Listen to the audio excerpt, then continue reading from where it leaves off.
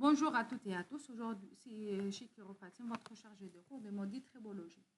Aujourd'hui, on va voir le chapitre numéro 2, intitulé État de surface des corps solides. Ce chapitre est divisé en 4 sections. Introduction, structure et propriétés physico-chimiques des couches superficielles des corps solides, propriétés physico-mécaniques des couches superficielles des corps solides, et on termine par le contact des corps solides. On commence par l'introduction. Dans ce chapitre, nous allons considérer l'état de surface des corps solides, pièces de machine, matériaux de construction, qui est un facteur influent sensiblement sur le frottement et l'usure de ces corps. L'interaction de force des corps solides en contact lors du frottement externe est conditionnée par les processus qui se déroulent dans des couches superficielles relativement minces. Pour comprendre la nature physique de l'interaction des corps solides lors du frottement externe et de l'usure, il faut avoir une bonne conception sur les propriétés physiques, chimiques, mécaniques et géométriques de ces couches. Ces propriétés dépendent dans une large mesure de la nature des corps solides, des processus physico-chimiques se déroulant dans les couches superficielles et du procédé de traitement des couches de ces corps, des surfaces de ces corps. Structure et propriétés physico-chimiques des couches superficielles des corps solides. Une surface peut se définir comme la partie extérieure d'un solide puisqu'il s'agit de l'interface entre le volume et l'environnement. La surface d'un corps solide, pièce, concerne toute l'épaisseur du matériau où les effets des sollicitations se font sentir. Cette épaisseur se divise en plusieurs couches superficielles. La figure 2.1. Donc, l'épaisseur superficielle se divise en 4 couches superficielles. Donc, la première couche se divise en 2 sous-couches. La couche adsorbée, la couche d'interaction avec l'ambiance oxyde. La deuxième couche, c'est la couche à structure cristalline quasi détruite. Troisième couche, c'est couche à structure cristalline modifiée. Quatrième couche, c'est la couche à structure cristalline intacte, mais accessible aux efforts de frottement. Les corps solides réels ont une structure polycristalline et amorphe. Lors de la fabrication d'une pièce, il est nécessaire de leur donner une forme déterminée, ce qui est obtenu par des traitements de surface des corps solides. La déformation plastique lors de traitements mécaniques, particulièrement en absence de liquide lubrifiant, conduit au fait que les propriétés des couches superficielles des pièces sont sensiblement différentes des propriétés analogues dans le volume de matériaux de base. Même dans un cristal idéal, dont les surfaces n'ont pas subi de traitement, les propriétés des couches superficielles et des couches sous-jacentes diffèrent sensiblement des propriétés de volume de ces matériaux. La différence des propriétés des couches superficielles et des couches sous-jacentes des corps solides parfaits par rapport aux propriétés des couches disposées dans le volume de base est conditionnée par les 2 causes suivantes.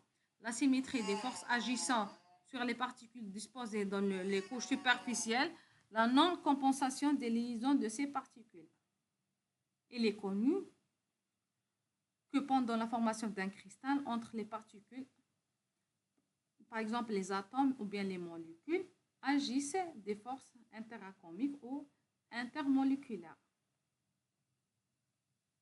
Sur une particule considérée à l'intérieur du corps cristal, agissent des forces de la part de particules voisines, dont la résultante est nulle. Les liaisons de cette particule sont saturées, autrement dit complètement compensées. Sur une particule de corps disposée dans la couche superficielle, agissent des forces de liaison asymétriques, dont la résultante n'est pas nulle et dirigée vers l'intérieur du corps. Une telle interaction de forces provoque la déformation de la structure de ces couches superficielles et conduit à l'apparition dans ces couches d'une énergie excédentaire appelée énergie superficielle, énergie de la surface. Les particules superficielles se caractérisent par la non-compensation des liaisons. Pour cela, les particules disposées dans les surfaces des corps solides possèdent une forte capacité d'absorption.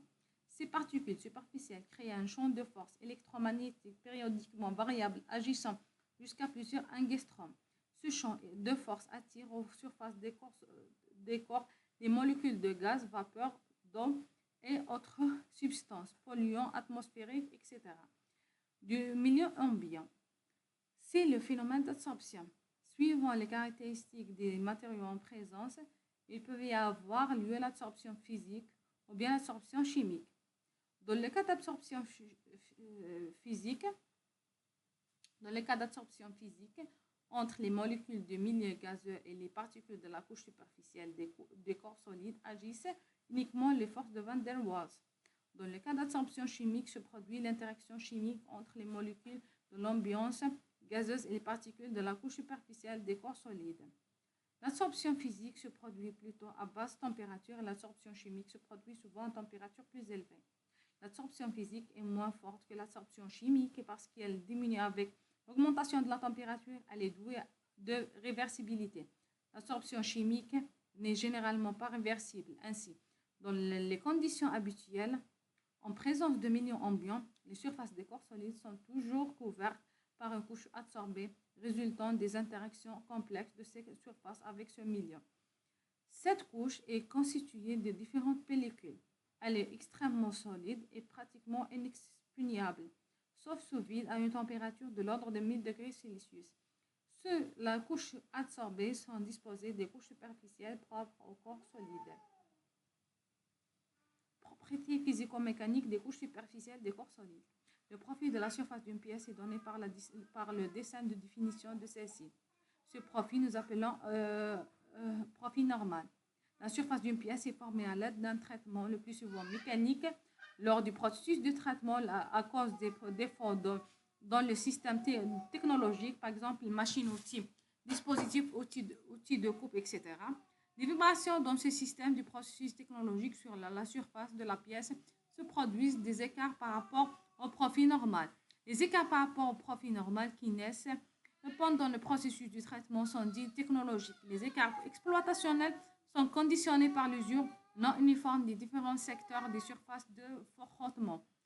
Ces écarts se divisent en macroscopiques et microscopiques. Ils exercent une influence déterminante sur le contexte, l'interaction lors du frottement externe et l'usure des corps solides. La section de la surface de la pièce suivant le plan qui lui est perpendiculaire est appelé profil de la surface. Les écarts macroscopiques sont des écarts irréguliers de faible hauteur. HM distribué suivant un pas très grand, tel que PM sur HM est supérieur à 1000. À ces irrégularités, on rapporte les défauts de forme, par exemple planité, et des positions relatives, par exemple perpendicularité. Des surfaces, les écarts macroscopiques technologiques sont conditionnés par le manque de précision de la machine-outil, les défauts de fixation de l'outil, mauvais choix du régime d'usinage ou la perturbation de ce régime, les contraintes thermiques et les déformations du système technologique. Les écarts macroscopiques exploitationnels sont habituellement conditionnés par l'usure non uniforme, se produisant par suite du montage incorrect des pièces, de l'ajustement mobile, des vibrations et des surcharges pendant le processus de travail. Les écarts macroscopiques peuvent être partiellement évités en excluant les causes de leur apparition citées.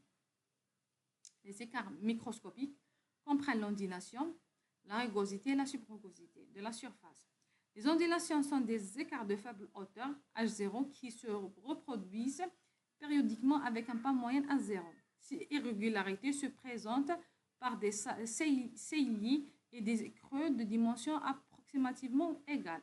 L'ondulation technologique de surface apparaît par suite du manque de rigidité du système technologique et de l'apparition des vibrations dans ce système. Ces vibrations sont provoquées par la non-homogénéité des propriétés mécaniques des matériaux traités et par les différences dans les paramètres du traitement, par exemple les paramètres d'usinage.